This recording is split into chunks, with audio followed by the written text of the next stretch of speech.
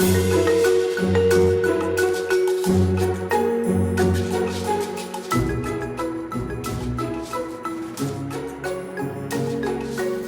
there, everyone, and welcome to the Sure IDC podcast, the show about anything and everything. This is Lucas, and let's see what topic we can get into today. We talk about movies, songs, video games, board games, food, books, personality traits, animals, history, anything and everything you can think of. So sit back, relax, because we're just here to have a good time. Who likes true crime podcasts here? Anybody? Anybody? I do. Well, we all have a certain fascination with them, for sure. For me, however, it's way too dark and scary. I can only handle a certain amount of that. I like more comedic stuff. Now, there has to be something out there that is both murder mystery and comedic. Well, of course there is. There's a lot of content out there that we are talking about. But specifically, I am talking about the Hulu series Only Murders in the Building. To join me in this conversation, he is back, and you already heard him. It is Jonathan. How are you doing? I'm good. I'm glad to be back. Thanks for being back. It's good because it's just season 3. We're in it. I'm not sure where we're at in it yet, but it's probably going to be around Halloween time because murders. Just saying. But yes, we are talking about the Hulu series Only Murders in the Building. And kind of spoiler alert right now, but I always want to say Only Murderers in the Building. It's just one of those things where it's like WandaVision. You don't call Wanda or Vision. You're always like, oh yeah, WandaVision. It's like, wait, what? It's like you can't call Wanda anymore. You always just accidentally call her WandaVision just because of the show. Anyway, sidestepping there. But yes, we are talking about that. Warning, there will be spoilers. This will be riddled with spoilers. So if you have not seen it yet, stop. Please, I beg you to stop because it'll just ruin the show, to be honest. So go binge it. It's bingeable for sure. And then come back and listen to this whole thing. So, Only Murders in the Building. It started in 2021, so of course it is fairly new. There's only 2 seasons. It's with Steve Martin, Martin Short, and Selena Gomez. I actually broke my rule, Jonathan, watching this show. That's crazy. Why did I do that, actually? Tell them your rule, because it's worth it. Yeah, I don't know. I don't know if I've ever mentioned my rule. So I have a rule about shows. It all started with college because in college I would watch a show per semester. So like one semester would be Friends, the other semester would be White Collar, another semester would be Breaking Bad or whatever, Walking Dead, stuff like that.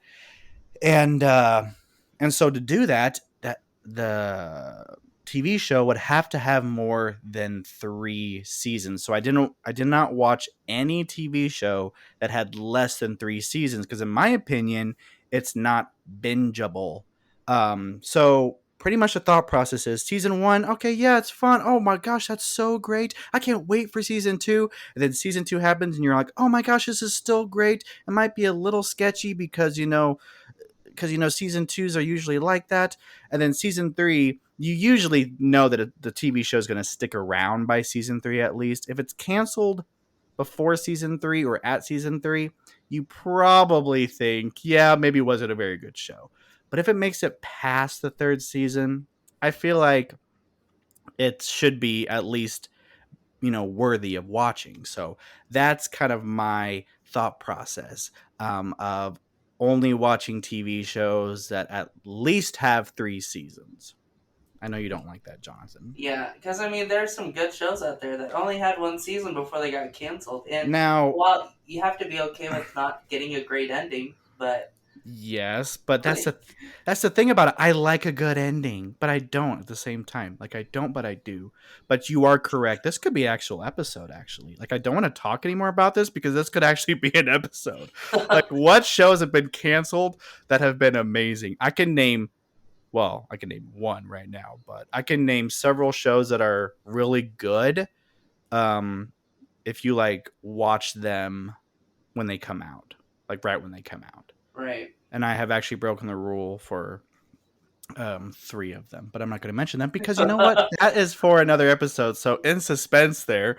Have no idea when that one's going to air. So yeah, that's my rule. So I watched this one no, actually this beginning of this year, I think.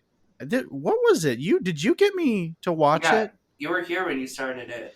That's right. That's right. Because you had watched it. Did you watch the whole season? No, you didn't watch the whole season because the whole season wasn't out yet, right? Um, it was the so you started the first season, and the second season was just about to start. Okay, so So, the whole so first season was out, but you right, hadn't watched it. I had watched the whole thing when it came Oh, out. you had? Okay. Yeah, I watched it weekly as it aired. Okay. Okay.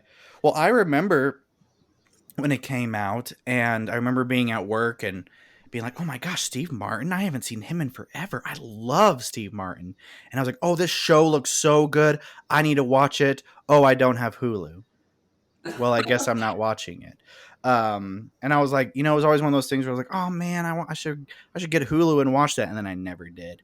But I always thought it would be a good idea to watch it. But what's your story of hearing about it? I don't remember. I think it was just ads from other TV shows, and I was like, oh, I love Selena Gomez. I should watch this.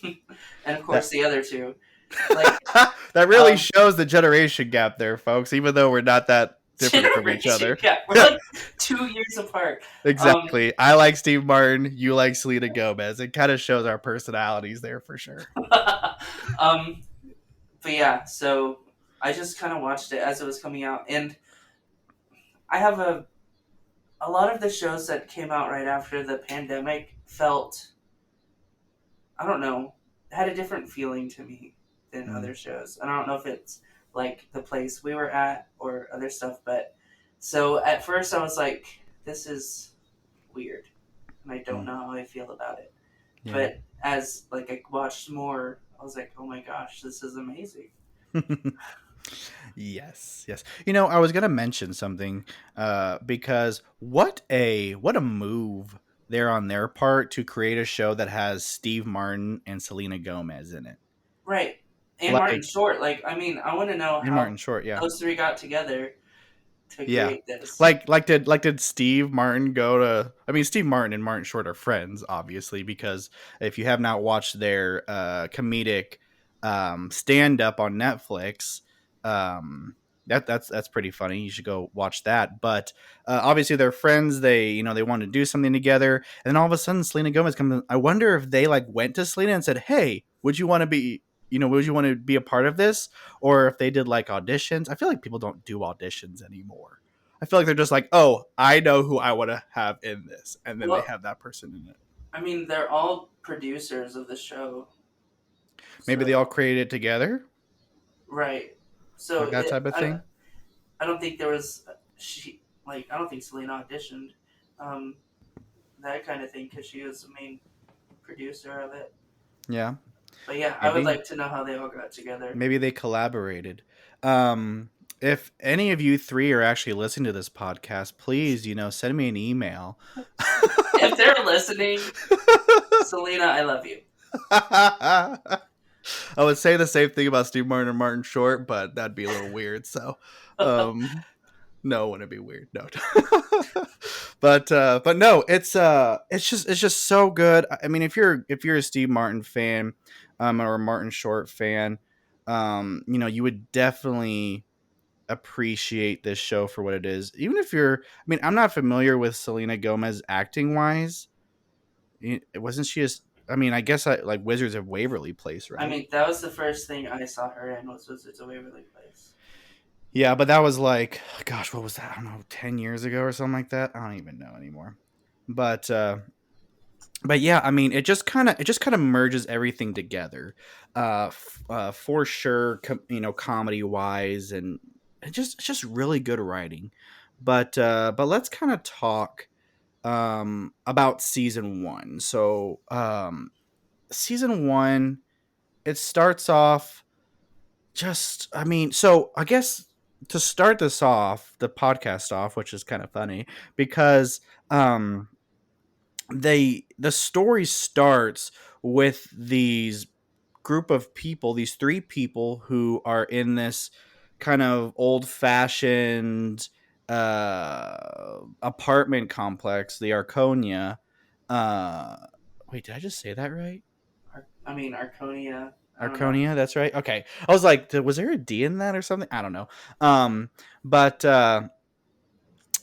so they all live in the same place, but they all kind of join a friendship. They accumulate a friendship because they're interested in the same true crime podcast.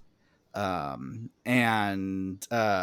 Pretty much they would never talk to each other, and then something happens in their building, a murder, and then they all have to go to this restaurant across the street, and of course it's packed, and they all find the same booth. They all find each other, and they sit in the same booth, and they're listening to this true crime podcast. So first off, amazing idea. I love that. Hmm. Yeah, like them all meeting at like all discovering that they like the same podcast. And there was like no hesitation. Like it Right. was like, I think even he was like, "What was in the dog's mouth?" or something like that. Like they instantly just hit it off. Well, Oliver's character, he's like a theater person. He's Mm-hmm. extroverted and outgoing and not like And dramatic, he's not timid at all. So as soon as he sees that which screams he's Martin listening, Short. right? As soon as he sees that Charles is listening Charles to the same Hayden thing he loves, he Sandwich. just freaks out and immediately we're gonna be friends and talk about this.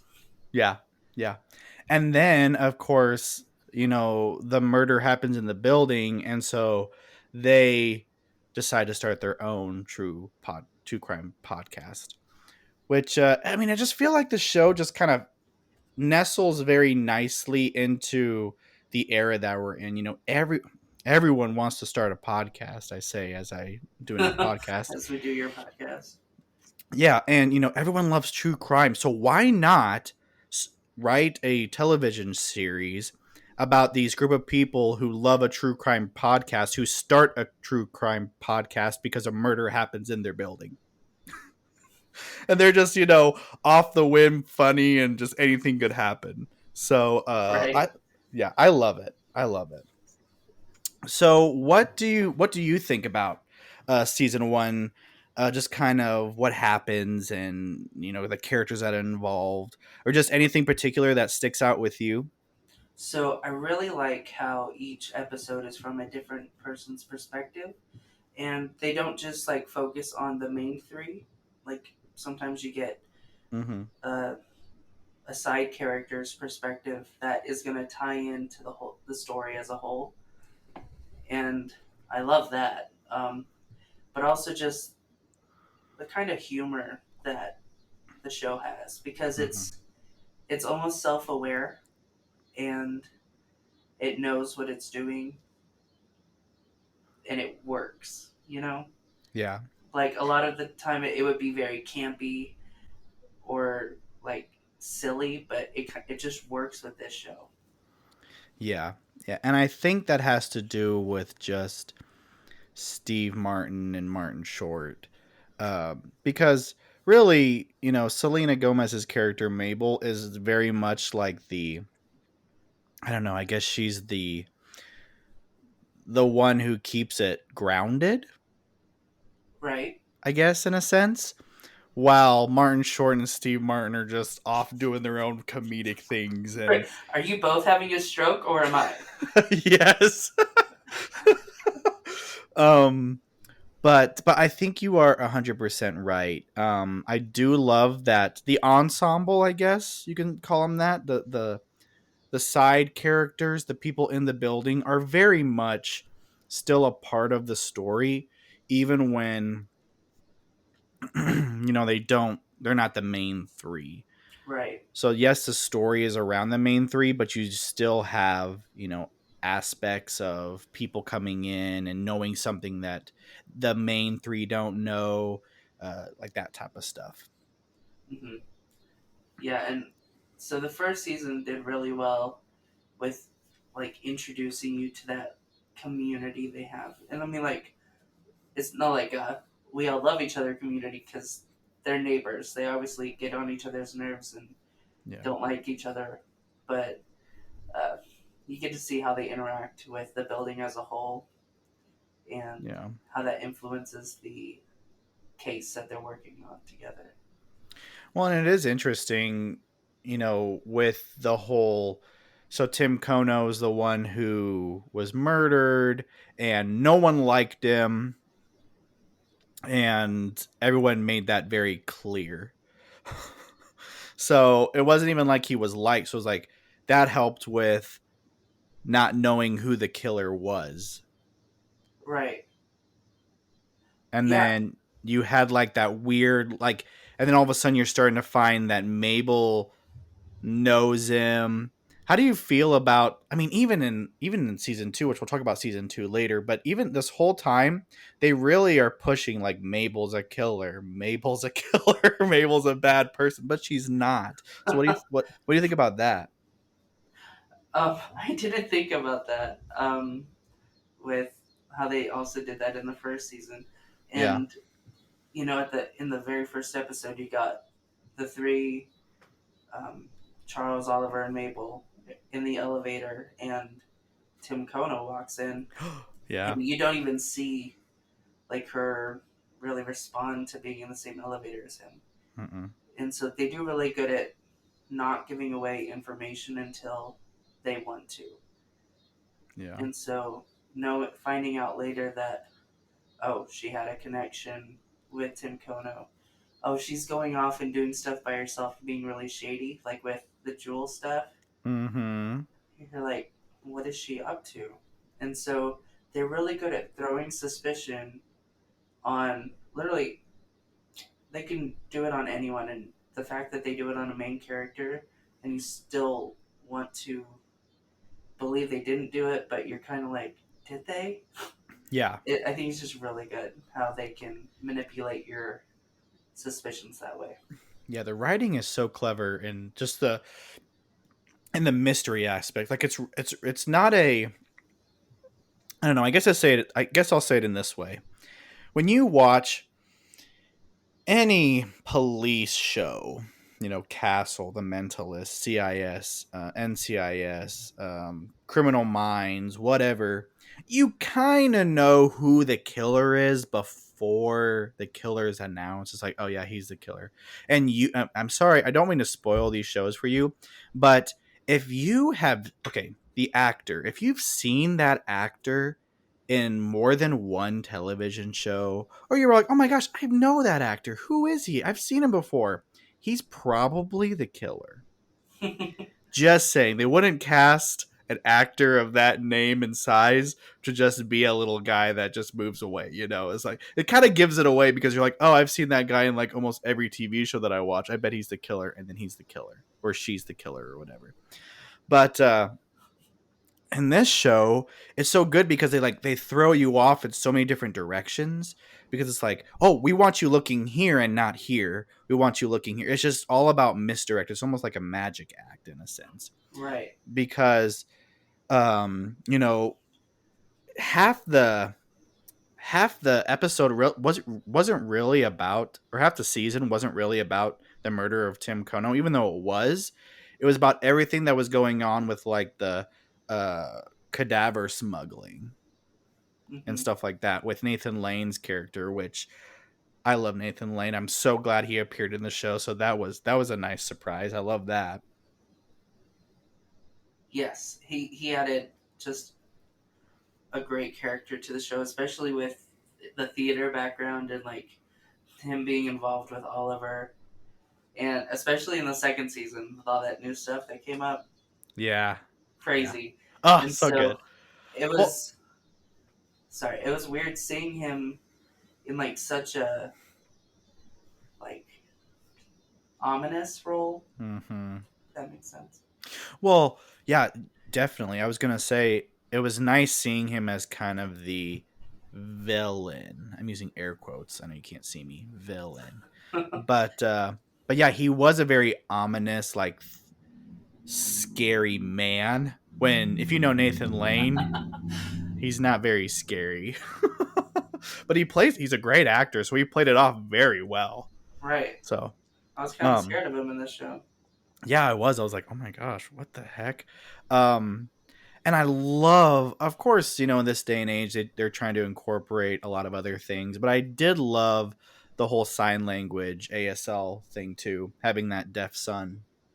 Yes, I thought he was a great character too, because um, just like his story with the girl and that Yes. whole silent episode was crazy. Like I love it when uh, TV shows do something like that, where there's a theme of an episode, and his episode, because he's deaf, it was all silent. It was just Yeah. like backtracking music, and um, I love that method. I don't know the right word. The The technique, technique. Yeah. where it builds suspense that way. Yeah.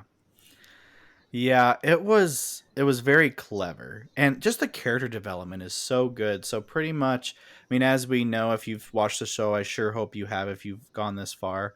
Um but so Mabel's character is of course friends with these three people, and the other girl, can't remember her name. I don't know if I'm really supposed to. I'm sorry, Um, but it's Zoe. Zoe, she dies, and then that's pretty much like what we're following in the show. It's just like, oh, she died, there was a weird mysterious death type of thing. And then what was that character's name that was deaf? I can't remember. His name was Oh, Theo. Theo. So he, as we find out, he's the one who accidentally I uh, pushed her, accidentally let her go, accidentally Right. let her fall off the roof. Yeah, they kind of like It was an were back accident. and forth. If they let go, she fell. He didn't catch her. And then Tim Kono saw it, and then Nathan Lane's character was, of course, like, you can't tell anybody because if you do, I'll break your legs, like that type of thing. Real Um, gangster. yeah, real gangster like. Um, but I mean, all the characters are so uniquely like tied together too, like Nathan Lane and Martin Short's character, and yeah, it's just all very tied well together. And while you're watching it, you don't realize that. Um, Hmm.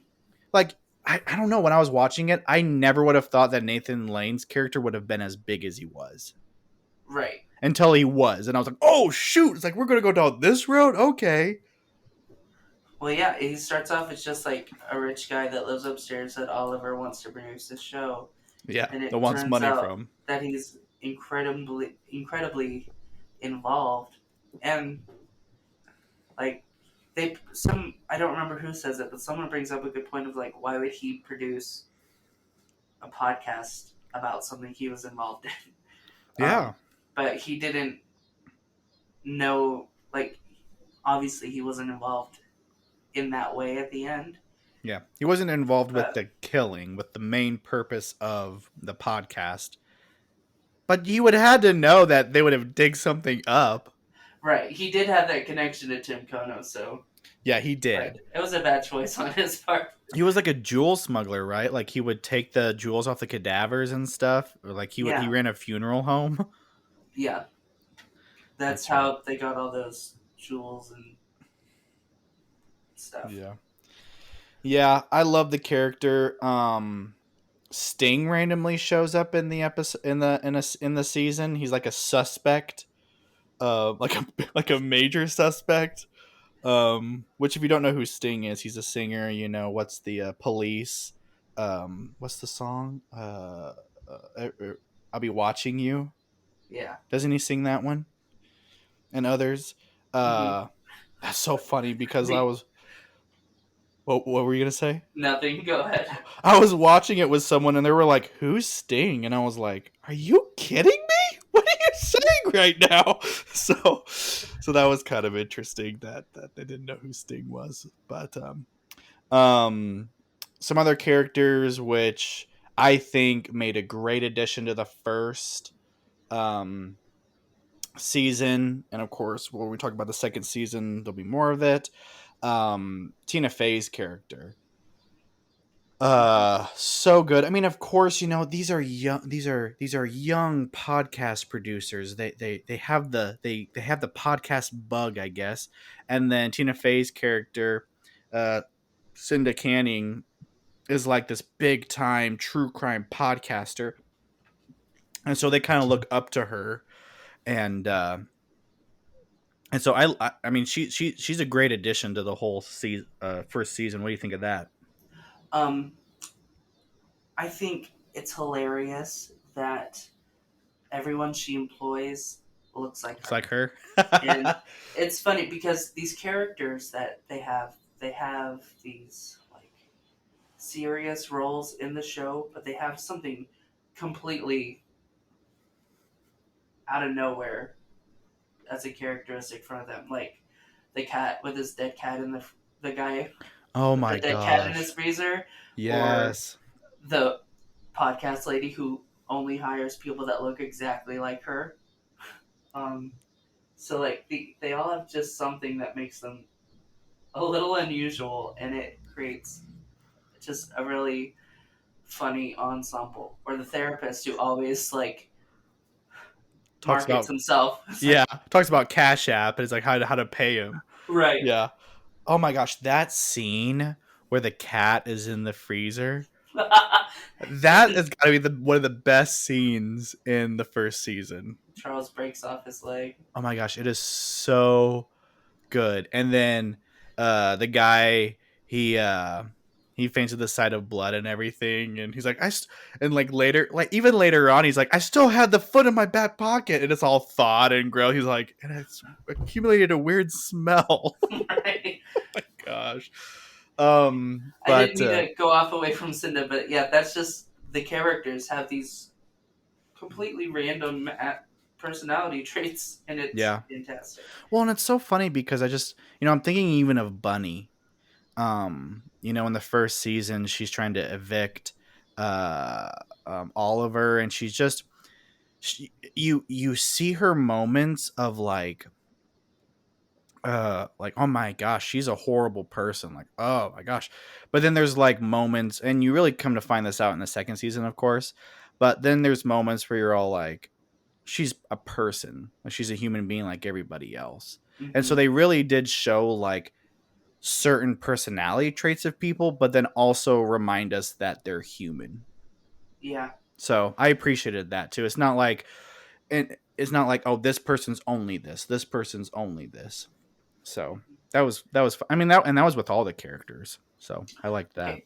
One character we have not brought up at all, but we should really talk about her is the probably the most important one in season one. Yes, and that's why I'm waiting to the moment for this. So we can talk about her, yeah. Jan Bellows. Jan Bellows. So she is so good. Of course, if you've seen The Office, which Um, so my roommate Chris and I watched The Office, but I only watched it after I had seen season one of Only Murders in the Building. so you got to see her the opposite of what I saw her. Right. So when I saw her character in The Office, I was like, You're like, "What? Jan? What is this?" Well, you know what's funny? So I made this connection.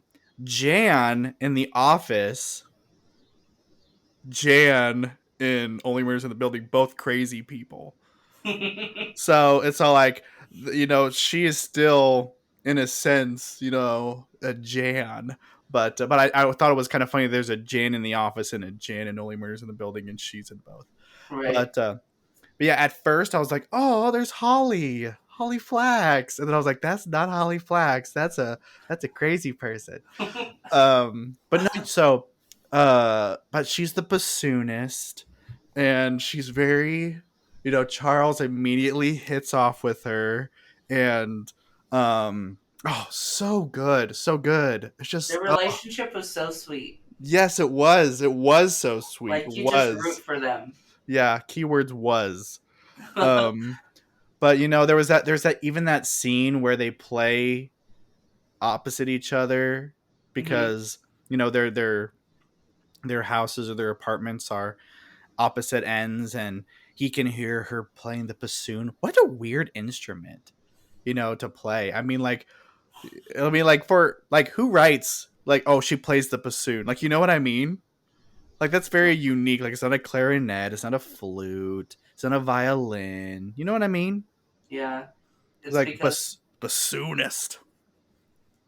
the cleaning thing looks like a sex toy that they could divert people with. Exactly, which is so funny because I was rewatching it with my girlfriend, and she, like, they show that in like the first couple episodes, Hmm. and it's like, oh man, they showed that so fast. Anyone who knew what that actually was, they'd be like, oh, like, that wasn't a big mystery. Right. Like bassoon players all over had this solved from the beginning. Exactly, bassoonists, they were like, ah, you're not fooling me. I know who that is. I bet a bassoon player is going to show up pretty soon. A couple episodes later, Jan shows up, and you're like, ah, I see you now. So people with very particular knowledge of things could probably solve this show really fast. Yes. Oh, but it was cleverly done, because I mean, you would have never. I would have never have guessed. I would have never have guessed that that was what that was. Right. But And I then sorry. I you, just love it when characters that you've been following this whole time just like a switch flips and you can immediately see that oh my gosh, they're psychotic. yeah, You you love them up until a point and then you're like holy crap, they're not right in the head. yeah, yeah. Well, so pretty much like Oliver and Charles and Mabel, they get Nathan Lane's character in trouble because they uncover everything, and they're like, well, he's not the killer. And then they, are wiggling around the sex toy. I'm using air quotes again. The bassoonist cleaner, or clean, whatever it's called. And that's when they realize that the murderer is Jan. And of course Charles is with her because they are in a relationship. Even that one scene where, like, she was there talking with all of them about the murder, Uh-huh. like helping them figure that out, and Oliver Oliver particularly is like, I don't like you. You should go away. Right. Like, you're not helping this at all. So I thought that was kind of cool too. Um, just that relationship. But yeah, Jan's kind of crazy. Jan's the killer. Drugs and poisons Steve, Martin's character Charles, and yeah, and then of course, they stop her because there's a season two. That at that scene because Charles is drugged and Mm-hmm. he has this whole hallucination where he has this big speech to Jan and it's so like passionate and moving and then it switches back to reality and he's just like mumbling Yeah. incoherently on the drugs. Martin, Hilarious. Martin Short's character is all like, what is going on? Oh, It's so freaking it's good. so good. Um, Yeah. And of course, we haven't mentioned, they have built a following with their podcast. So, some groupies are involved as well. So, they're becoming popular in the near community that they have with their podcast. But no, great ending. I was not expecting Jan at all. I don't think anyone really was, unless you obviously are a bassoonist and you knew exactly what that was at the beginning. But no, a great ending to the series, to the first season. I loved the first season. The first season was, in my opinion, just freaking fantastic. It was so good, Hmm. and I'm sad that I waited so long to watch it. But I'm also not, because I started watching it when season 2 was coming out, so I could just Right. continue on. So, anything else to say about season 1? Just how it ends. Oh yeah. Okay. So, well, I kind of was kind of like leading that up because it kind of is a continuation into season 2. So pretty much at the end, they're cheering and celebrating that they solved the case. Oh wait, I guess we never talked about the police officer lady. Oh Um, yeah, Detective Williams. yeah, She, fantastic character. yeah, I love cops who like work with the heroes of the story. You know, Yeah, I don't know. I just always like that. yeah, great character. Just it's funny because she doesn't want to work with them, but like she kind of knows that they're good. Right. It's She's like, like, y'all are dumb. you all are dumb, but I'm You gonna need to. trust you. Right. Yeah. But pretty much at the end, they find out that, or they are up, on the balcony or on the roof, cheering, celebrating, not cheering, but they're celebrating that they solved the murder, and and Mabel's like, "Oh, I need to go get more champagne," and then they come down. She comes down by herself to the apartment, and Bunny is in there, stabbed with a knitting needle.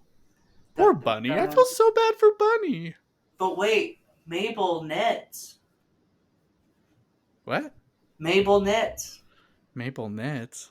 Oh, Yes. Nets. Oh, yes. I was like, Mabel Nets. I was like, what is that supposed to mean? No, So she Mabel. must have been the killer. You know. Yes, she just randomly. So pretty much at the end of the okay, so the first season starts with Mabel on the floor with Bunny in front of her, with you not knowing it's Bunny, and Mabel has blood all over her, and she goes, "That's not what it looks like." Oh, I forgot that's how it begins. Yeah. Yes, and I realized that rewatching it. And then the end is when that comes full, when that scene actually happens. So really, Um, season one is just build up to season two. which is a good way to just continue it on. So pretty much season 2 starts with, of course, everyone, you know, well, I guess so the end of the season, they actually are arrested and they take them away off to prison. And then that's when Tina Fey's character says, "Oh, only murderers in the building," and that's why I always tend to say, "Oh, only murderers in the building," just because murderers is hard to say anyway. That was actually Poppy, but Oh my she was like, gosh, "Oh no, wait, I I stole wrote that. that. I wrote that. I said that. That's mine." Yeah. So season 2, a lot more depth goes into it, a lot more character development. We're pretty much just sticking with these same characters throughout the entire show. There are some new characters here and there, but yeah, season 2 so good. It's I don't want to say so. I mean, just like I said at the beginning, see the second season of any show kind of can be good, but it can be lackluster a little bit because you're off the hype of the first season. You're like, oh my gosh, it was so good, I want more, and then you're stuck with learning new things again. The high's gone, and you're building up for that high again. So, but I still think that the second season was fantastic. What are your opinions on it? Yeah. Like I said about the comedy and being self-aware, they had so many sequel jokes. It killed me. Yes. But because in the show they're like talking about the sequel podcast they're gonna do, but really they're talking about the show. Um, Yes. so, but, so the second season, I'd agree. I liked the first season a bit more, Yeah. but it was still really good. It still had a lot of twists and turns in it, and you're like, how is this logically going to come together Mm-hmm. and not ruin like Mabel's life pretty much? Yeah. Because the other two are fine. Oh, the other two are funny. Yeah. Um, you said that, and I want to say something. So there's a part at the very end of this. I think it's in the finale of season 2, and it's funny because I think I texted you like I don't know, see or episode 4 or 5 or 6 or something like that. I was like, "What are you thinking of the show?" He's all like, and you just said, it's okay. I don't exactly know, how they're gonna get to it or what's going on." And you kind of feel that way the entire time. Right. And then my favorite line in the entire second season was in the finale towards the beginning. Martin Short's character Oliver says, "This sure doesn't feel like a finale." Right. And That it was killed just me. it was just like that was perfect because really, like, they did a good job building it the second season, but it was a lot more character development driven rather than murder driven, maybe, rather than action driven. I don't know. Would you Yeah, say that was the case? kind of like in the beginning of the episode, we're learning a lot of stuff, and I think that's why he says that. It's like this this doesn't feel like it's about to wrap up, Yeah. kind of. Yeah. Um. Yeah. So pretty much, the season begins with them being framed for Bunny's murder. Um.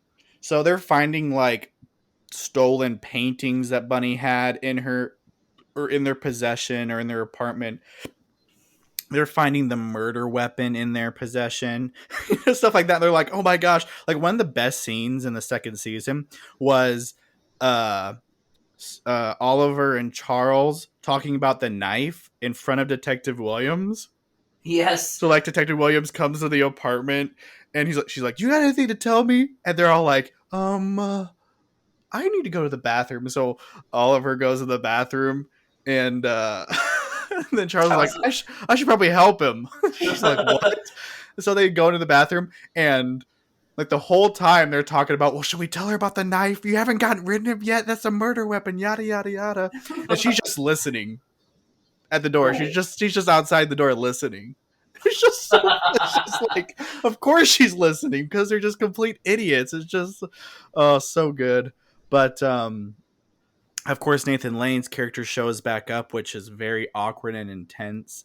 Because you're like, what's gonna happen? Is he gonna, be upset? But that's a really good scene too, where they're in the elevator and they're all acting nice and everything. And I can't even say it because there's cuss words in it. But he's like, "I'm gonna f you." Oh my gosh, he swears so much in that. Just like He does. every other word And is the F I word. laughed. I died with that scene. I was like, "Oh my gosh, that was delivered so perfectly. So well done. Great acting." And he just kept saying it over and I mean, well, how would you not? The guy ruined your life. He uncovered all of your dirty works and deeds and stuff, sent you to prison, ruined your life. And then he just goes back to his apartment and he sees him because you're still neighbors. So it's so good. Um, but that is one of the things that we haven't mentioned yet. Um, this show does have some cussing in it. It does have the F word in it. But and of course you can share your opinion as well. It might be different than mine. I don't know, but I don't like it when they cuss a lot. Because I believe that words have meaning. Selfish, shameless plug. If you have not heard swearing in movies, we have done an episode over it. But I think it was in season 1. But I don't like a lot of cussing, and this show does it very well. They use the cussing for an actual reason, like to make something seem worse than it is, to make something more dramatic, to put emphasis on something. They're not just saying it to say it. Would you agree with that, or do you have different opinions? I agree. Um, I Yeah, I would agree with that for this show. I grew up in a household where like you don't swear. That's awful, and so we would never even watch stuff that had swearing in it. But now I kind of have formed the opinion that while it's unnecessary a lot of the times, like you said, sometimes it can make things funny, like what Nathan Lane did. Like it's Yeah, the very elevator. serious, Yeah. but it's kind of like, oh my gosh, you're ridiculous. Even in this, I don't know if you've seen the show Ted Lasso. Um, Mm-mm. they're British. British people swear a lot. Um, Especially but since their cuss words are not our cuss words, and our cuss words aren't their cuss words. right. So, did you talk to Madeline about that? She says that a lot. Oh, does But she? yeah, No, but I've never said that, or I've never heard her say that. so she's the one that actually introduced me to Ted Lasso, and in there's a character that just says the F word all the time, and it's like a characterization for him, like that's part of his character. And so in like television, I think cussing can be used as a means to either bring humor to a situation or seriousness in some circumstances. Yeah, Make things more severe, you know. yeah. I mean, that scene would be completely different if he didn't cuss. And so, like, I mean, it still would have been good because they're great actors and, of course, great writing. But the fact that he is just so, like, they just go from so nice and pleasant to each other, and Nathan Lane's character is all like, yes, I don't believe in aggression anymore because of my counselor, and stuff like that. And then right when he leaves, he's like, I'm going to, so Right. it's just so good. It's just so good because you're like, oh, he's real. Like, I'm kind of scared for Oliver's life now, Right. but he But doesn't. He doesn't you do know, anything. yeah, you know what? I just realized he doesn't actually. They actually become Cause, closer. I mean, because of stuff that gets revealed about his son, it kind of like messes things up. But that wasn't like him intentionally doing it, and it No, wasn't. It didn't actually affect his relationship with his son at all. no. If not, it made him stronger. Yeah, yeah. Which So, that part was interesting. I don't know how I felt about that part because it was just kind of random and thrown in there, but I don't know. There's a lot of father son dynamics in this show, which is amazing because we don't really see that. I feel like I just talked about that on an episode. I don't know, but yeah. I mean, you get a lot of father son relationships, and the whole time, Oliver, he kind of is losing everything, even his family in a sense, but he still loves his son. He's close with his son. He wants to, be have his son be proud of him, whatever. And then in the second season, you find out that Nathan Lane's character is actually his father because he cheated on his wife.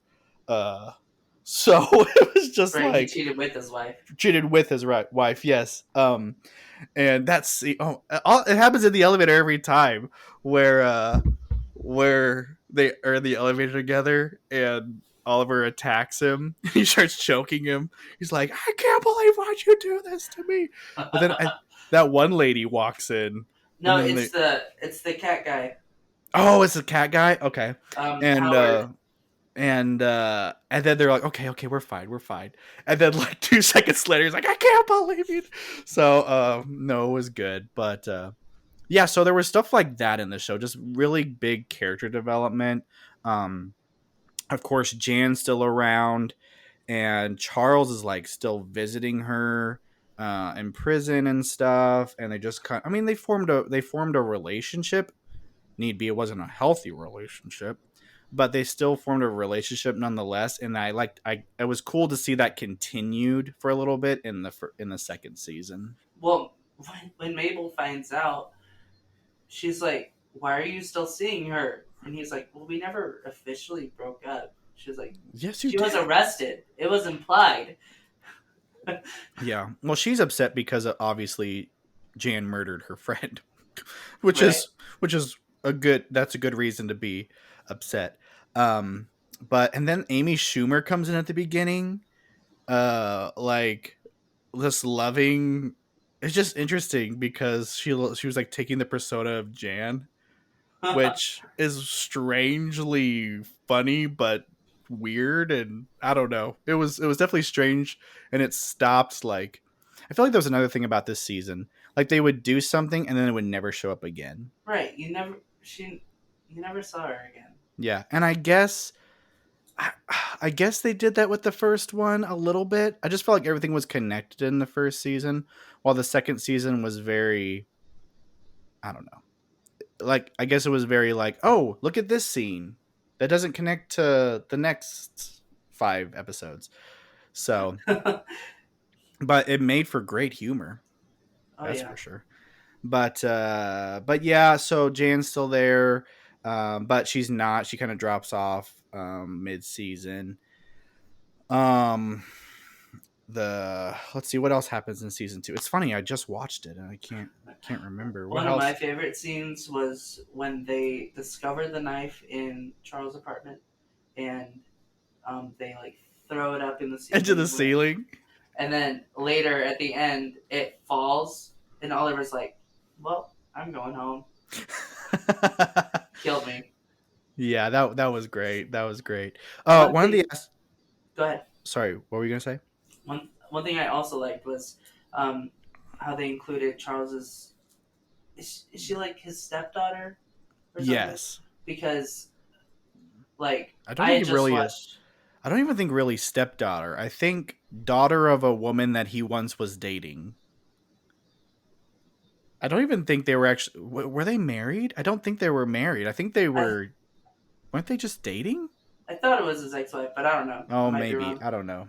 But yeah, but she's not like related to him in any way. But she was like, "You've been my favorite of the dads." So Yeah. Yeah. That was and that was cool too, introducing her and having her be included in everything. Um one of the things, and I thought you were actually going to say Charles's dad, because right. that's a big aspect of this season as well, with the painting, the nude painting of them, with the artist and everything, and that's the painting that was stolen from Bunny. So, um, and then the hidden hallways in the Arconia, um, that was pretty cool. Like that was like the mystery as well. Like it added mystery to that too. hmm Um, so that was really good as well. Um, of course, towards the end of the season, you find out that Tina Fey's character is starting to get a lot more important, because you kind of find out that they kind of lead to her being the killer, because she wanted another podcast hit, um, and then another. I also loved the Son of Sam episode too. Right. That was a good episode. Threw suspicion onto the artist. Yes, the artist. But yeah, that was a good episode. That was a great episode. It reminds me of Werewolf. Right. So Well, I mean, that's basically the same it's thing. basically the same thing. Yeah. Um, and then of course the ending of season 2 has just a lot of kicks and turns and throws and whatever, and they plan to, so they think that Tina Fey's character is the murderer, and and there's a lot of back history with Cinda Canning and her podcast and how it became such a big hit, and whatever. What's your opinions on that? So they made me really suspect Tina Fey, Cindy Yeah. Canning, which I mean made me feel like this is almost too obvious, you know, Yeah. because she seems like the kind of person who, like, how she took credit for only murderers in the building, and then you Mm-hmm. see she's taking credit for a lot of the stuff that her workers do. She seems the kind of ambitious person that would create something to make her more famous and more uh, successful. Yeah. And so finding out that her most successful podcast, All Is Not Okay in Oklahoma, Was a had some, fake. yeah, had some sketchy stuff surrounding it. You're like, oh, maybe something's seriously wrong with her and she Yeah. murdered someone to create this dynamic. Well, and that's one of those things too, because I was very confused if Cinda Canning like knew that Poppy was Becky, or if she didn't know. Like there was a moment where I was like, wait, does she know and just aired the episodes anyway? Or did she not know at all? Which she didn't know that Poppy was the Becky woman that she was supposedly trying to solve her murder but never solved or whatever. Right. Because she was alive. Yeah. I Right mean, under her nose. you find out that Poppy is Becky before they do the whole explanation. So you think, huh, Tina Fey, she is maybe like forcing this girl to have been Yes. gone into Mm-hmm. hiding and everything was a setup. I thought that was going to be the way that they were going to go with it, and then they went with a completely different direction. And I was like, "Ooh, I like that," because I like it when I get thrown off. Right. I mean, I think that was intentional. They because they plan everything and they Which in really Yeah, in make today's this great. world, everything. I mean, a lot of things are just like, oh, it's going to go in this direction, then it does. Like I feel like in this day and age, it's very hard to be like, oh, this is where it's going. Oh, wait, that's not where it went. Right. So I think that's what makes this show so great because a lot of things now are so predictable. Like yeah, even in the books I read, I'm like, oh, this is gonna happen, and it does. And and you're then it like, does. Yeah, well, called it. yeah. But with this show, like because they throw suspicion on so many different characters, you're like, Mm-hmm. huh, Yeah. who's it gonna be? Yeah, so the ending is all just theater. It's a production. They're trying to get Tina Fey's character to admit to the killing, and so like they're bringing, which is so funny. They bring all the characters. They bring all of the friends of Bunny to this, and then they call it a killer reveal party, which it's revealing the killer, but it's also what was it? It's It's is it a a party where they reveal the killer, or is it a reveal party that is killer? killer. Yeah, exactly. And then they were like, "It's both." And they're like, "Oh, okay, good. We go. Yeah, it's both. That's right. Oh, it's kind of funny. Yeah, that was kind of fun." Double But entendre. yeah, double entendre. Yeah. Um. So then they pretty much cause a ruse, which we don't know anything about what's going to happen. We just and I no joke. So pretty much they accuse the artist character British lady. Cara Delevingne. Yeah, and she like freaking stabs Charles with a knife, and I was like, "Whoa! I did not expect. I thought he was Well, she dead." goes to stab Mabel, Oh, that's right. and Charles pushes her out of the way, and it was oh my gosh! Oh my gosh, And I then was like, "Oh everyone my!" like swarms her and like pushes her into the chair. And ties her up. Oh my gosh, yes, I totally thought Charles was gonna die, and I think I texted you, and I was like, I totally thought Charles was gonna die. You did. Oh my gosh, well, and that's because I know Steve Martin's getting older and he really wants to. I think I've read articles and stuff about him, like this being his last project and everything. Um, and so I was really thinking that they were just going to just continue the show without him. And so, like, that was so well done because, like, I was like, oh man, they're just going to kill him off. No, no, I hate this. But then after a while, I was like, no, he's not dead because they're not dwelling on it. I don't. Um, I don't think it would do as well if they killed him off. no, I don't think it would either. I think he is very much the heart of the show. Even though the other characters are great, but Just because um, he's your favorite, that doesn't mean not he's my part of the favorite. I show. like all of them. I mean, he's the he's the lead character. Wouldn't you There are say? three leads. I that would is not. I would not say. that is true. There are three leads. Um, but no, so he gets stabbed, and it's all a fake just to get Poppy to admit. And I think they kind of find this out like halfway through, don't they? Because Halfway. is it Mabel like she's not going to admit? She's like it's not going to admit because she's not the killer. Or is that fiction as well? Is that all acting? I don't What? know anymore. What part are you talking about? There's a part where it was after all. Oh my gosh, the other funny part in this is where they ask Poppy like before about the things that annoy Oh, and get under the skin of Cinda Canning, slow and it's like motion. slow motion in the inside of a tomato.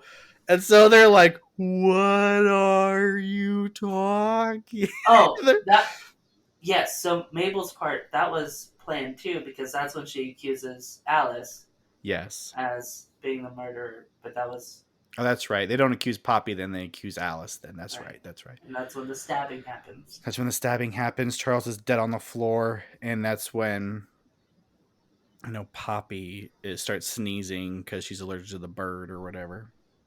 Hmm. Oh, it's just so good. Like everything, like the whole, it does all come together at the end. It just feels like it comes together at the end very fast. It's like, oh my gosh, oh what? Who's what? Charles is stabbed. Oh what? Right. So it's just like, and then you're like, oh, that does make sense, and then everything comes together and wraps up nicely, with at least this part of the story. But Do you think that the residents knew that Charles was faking it? Because when he pops up, they scream too. yes, I think they totally thought it was real, That was so unless good. he just scared them. And then Howard, like, I do faint at blood, but the other times was acting. Yeah, because Oliver walks in and says, "Does anyone have any acting experience?" And he's all I'm like, "Well." ensemble in The Lion King. Any real acting experience? Oliver's so good. And then he was like, "Well, I auditioned to play Joseph for the and the way you said that makes me think you didn't get it." And uh, then he just breaks out and and singing in that one moment yeah, and singing the oh my god. It's like he's just like, "Bring it down, Howard. Howard, Howard. bring it down." Oh, it's so good. Every moment is good. The writing is spot on. The character development is great. The murder mystery is great. And then of course you're still loving the idea that they're doing a podcast too, and they're still highlighting that as well. Like, this would be great for the podcast. Can you say that again? Right. At one point, Mabel like records something, and then she's like, "Oh, I need to Oh, get a life." turning into Oliver. Right. Yeah. So it's great. Before we talk about the end, anything else to say about season 2? There was something. Oh, one thing. We kind of talked about it about season one, or no, it was about this one too. How some things were just opened up and left, Mm-hmm. like how the new president of the Mm. board, Yep. like she was very suspicious, and she's doing these renovations for the Arconia, and like they kind of had some closure with the doorman and her Yeah. being like, well, maybe we don't need to automate everything, Yeah. But I don't know, something there just felt left open ended to me. Yeah. Well, like I said, I think this season was particularly character developed driven. The episode over Bunny, fantastic. Oh, Gr- that made me really sad for her. yeah, great episode. And this even finding out that she wanted to come hang out with them on the night that she was killed, and they were Hmm. like, "Yeah, well, thanks for stopping by." And then they just felt so bad. They were like, "I think she wanted us to invite her in and have Right. fun." And then they like looked out the peephole, and she was all sad. And it was And like, then she starts "Oh, crying. yes, it was so good." And you just felt so bad for her because, and like I said, this show's very good. I mean, because at the first season, you hate Bunny. It's like, oh my gosh, she's a crazy person. She's trying to get Oliver evicted. She's just mean. And then in the second season, you find out that she's just your everyday average human being, just living her life and, treating just, oh, I love it. It's just so Right. good. I think even with all the awful stuff that these people do, I don't think there's a character you truly hate, No. like, because they just make you love each one. Yeah. Yeah. Except the cop. I really like the bad cop. I don't like that guy. Oh, you don't like that guy? Nothing he did. Krebs or whatever. So What's his yeah, name? yeah, Krebs. Krebs. Nothing he Yeah. did. There was that boxing scene that was pretty cool. That was With that. Mabel, ooh, Yeah, I enjoyed that scene. But that's true. yeah. So pretty much, they find another killer at the end of this season. Poppy's the killer, and they arrest her and everything. And you think to yourself, well, what's next? What's going to be next? And they become so popular. Charles gets. Oh, we didn't even mention that Charles is an actor and that he plays. He used to play this cop back in the day and on this television Brazos. show, Brazos, and that the television show got revised, but he was just like a person in a wheelchair that had dementia and wasn't even involved in it at all. He was just kind of there. But then at the end of the show, they realize, oh, you're popular with your podcast. You need to, you're going to get more studio time. The chair's gone, whatever. And so Oliver finds a job. Mabel starts to be successful in her art or whatever, or she starts remodeling stuff, her apartment. You're like, well, what's going to happen? Like, something has to happen. And then they like do 10 years later. Isn't it? No, not 10 years, 5 years later, isn't it? I thought it was 1 year. Or was it just a year? I think It it's might. just 1 year Is later. it a year? I honestly don't know. I just know time progressed. So Oliver got a job to air, or not to air, to produce this musical on Broadway. And for some reason, he gives Charles the lead role, which is hilarious to me because um he like bashes his acting the entire time. Like, one of the first conversations they have is I'm sorry that I've never hired you. Or like, have you auditioned for me? He's like, I've never auditioned for you. He's like, oh, I couldn't tell from all the makeup or whatever. But like, he's just bashing his acting the entire time, and then he casts him as the lead in his show, so that's hilarious. Right. Um, but then you find out that Paul Rudd's in the show. What? Random. And at the end, you realize that Paul Rudd's character and Steve Martin's character don't really like each other, and they're in the show together. And then Steve Martin's character Charles is like, "I know what you did," which is very mysterious. And then, spoiler alert, Paul Rudd's character just drops dead on the stage in front of thousands of people or hundreds of people before the show starts. Yeah, and I love how they show just, Mabel, Oliver, and Charles on the stage. Yes, and they're like so happy that no murders have happened. Right. And Mabel's like, Oh, no not murders have again. happened last year. Yeah. Which is so well done. So I want to mention this before we close, but it is very well done because you're thinking, oh, I bet another murder is gonna happen, and then they're gonna solve the murder. But the thing is, the beauty of it is that season 3 is gonna be all about, like, I think there's gonna be before. There's gotta be a before, Oh yeah, and there. then a solving of it afterwards, maybe. But Well, I think they're going to integrate it like they did with this season, with the first season. Like, yeah. um, you're going to get the lead up why Paul Rudd's character and Charles have this animosity against each other. Mm-hmm. What's going on there, and then you're going to get just like the build up to that. And of course, they have to solve it with season 3 of their podcast. Yeah. Except And it's not in the building. it's not in the Only murders in New York. building. Only murderers in the theater. Only murders that we're connected to. Only murderers that we're connected to. I like that. I like that. I wrote that. Only murders that we see, but we didn't see Tim Kono. Only Anyway. murderers were framed for. Only murders were framed for. Yes. Yeah, so it's a great show. I definitely recommend it. 5 out of 5 stars.